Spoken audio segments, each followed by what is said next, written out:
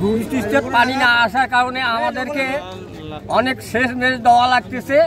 এই 200 টাকা বিঘার জায়গা 2200 টাকা দেওয়া লাগতেছে। 2200 টাকা দিয়ে এই পানি সেচ দেওয়া লাগতেছে। আমরা সবাই একত্র হচ্ছি যে বৃষ্টিতে পানির জন্য আমাদের মনে করো কৃষকের ঘরে মনে করো পানির অভাবে আবাদ হয়েছে না, এই জন্য আমরা অবরোধ ডাকছি যে আমাদের বৃষ্টিতে পানির দরকার।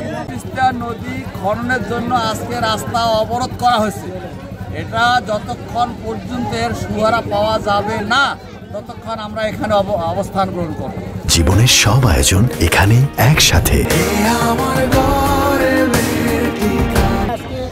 20-22 বছর থেকে পানি যায় না, আমাদের ওখানে পানি পেলে আমাদের আবাদ অনেক ভালো হবে।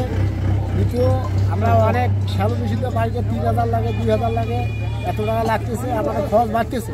যদি 2 বিস্তার পানি যায় আমাদের ফসল ভালো হবে। নীলফামারী জেলার ডিমলা উপজেলায় পানি উন্নয়ন বোর্ডের যে বুড়িতিস্তা রিজার্ভার রয়েছে এটি খনন না হওয়ার কারণে আমরা ডিমলা উপজেলার নাওতারা ইউনিয়ন পচারহাট মৌজায় আমরা এগুলোতে পানি দিতে পারতেছি না, সেচের পানি দিতে পারতেছি না। এরপর আমাদের যে জলঢাকা উপজেলা রয়েছে, জলঢাকা উপজেলার অনেকগুলো মৌজা রয়েছে।